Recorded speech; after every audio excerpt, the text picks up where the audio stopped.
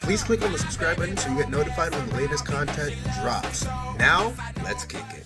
All right, guys. So let's talk about my WNBA topic, and that is essentially Angel Reese winning Sportswoman of the Year and the success the Chicago Sky have had this year, which has been literally only winning 2 games out of the 8 that they've played this year and basically being blown out consistently.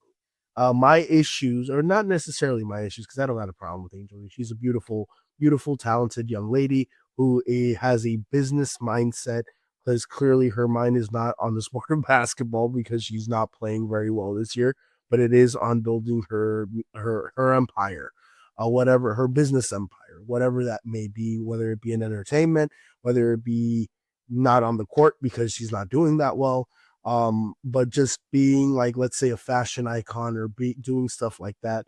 She's clearly in the eyes of everybody, which is probably why she won Sports Women's Athlete of the Year. But I thought accolades and what you did on the court should dictate that, right? Asia Wilson won the MVP for the WNBA.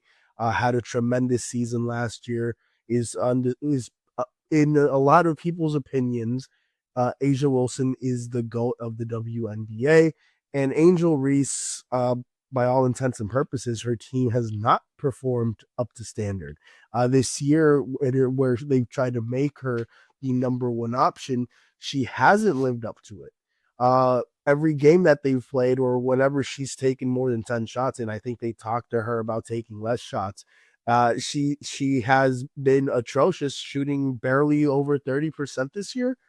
And there was points in this season where she was shooting the ball and getting blocked 4 or 5 times consecutively and just getting her rebound.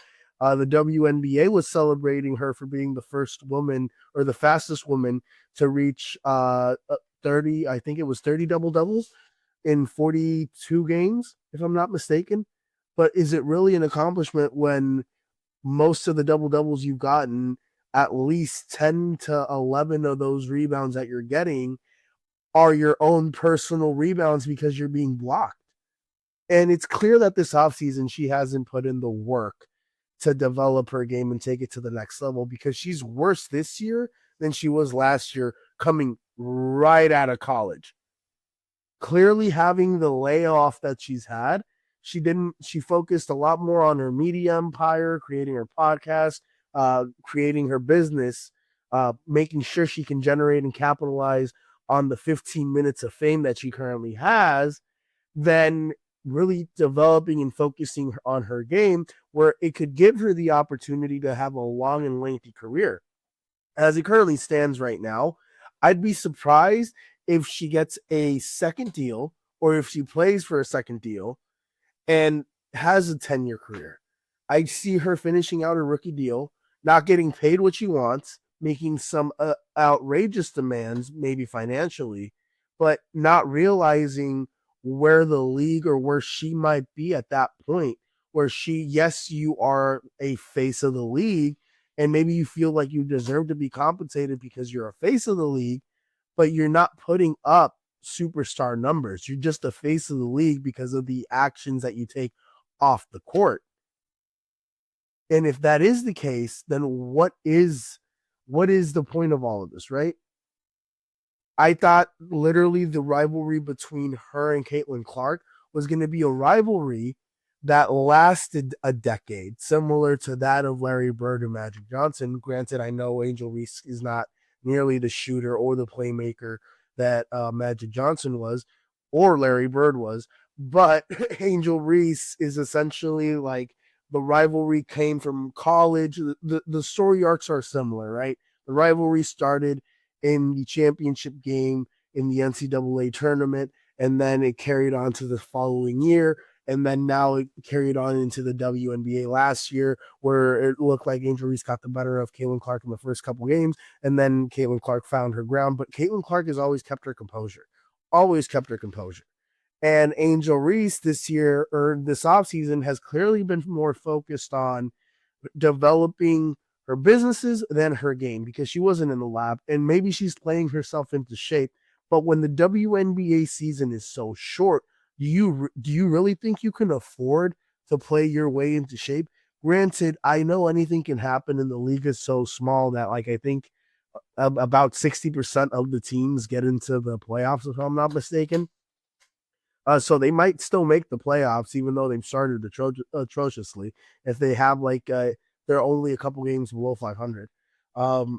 But is this really what the WNBA wants? They want to capitalize on a player that's not necessarily good on the court, but better as a face, as a brand ambassador for the WNBA.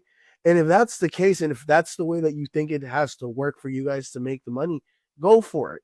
But Shaq said something very interesting on Angel Reese's podcast, where if they lowered the rim and we got to see more dunking, it might improve the game. It might bring more eyeballs to the game. And I don't think he's wrong. I don't think he's wrong.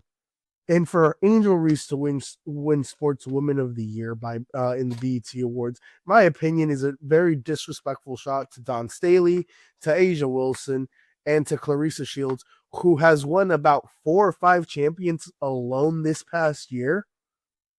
Doesn't that account for anything? She's knocking motherfuckers out. I'm just saying. She's knocking bitches out. I'm just saying. Excuse my French. Parlez-vous, madame. But Angel Reese, from what I expected from her on the court, and this is why I'm a bit frustrated, because I feel like I went to bat for Angel Reese, that I thought like, okay, Angel Reese, I think there's just a big misconception and it shouldn't necessarily be about race. But the actions that have been taken essentially this season with their comments post game, and then not really finding substantial evidence to back it up after the league did its investigation and things like that, have just left a bad taste in my mouth of Angel Reese, because I genuinely believe Angel Reese had the talent coming into the league last year, and because of all the exterior things going on outside of the world of basketball, like getting invited to the Met Gala, celebrities, people that you're meeting, the amount of money you're making, all those exterior factors have taken a toll on her game, where I don't think she will ever be able to develop into the person or the star that I thought she could be in the league. Maybe I'm wrong. This is year 2. They've only played 8 games, but from what I've seen so far, it just doesn't give me a lot of confidence that she'll be able to turn it around. And I think in 4 years, we're going to see Angel Reese on ESPN First Take with Stephen A. Smith and Molly Karam talking about sports and getting paid a very handsome salary to do so. With that being said, ladies and gentlemen, let's transition to the world of soccer. We'll be right back. Guys, have you heard? Nelson, tell the people. Shady Mob Productions is an official affiliate of HBO Max. Click on the link in the description and sign up so you can watch hit series like Hard Knocks, Game of Thrones, and House of Dragons. Also, don't forget to hit the subscribe button so you can be notified when the latest content drops.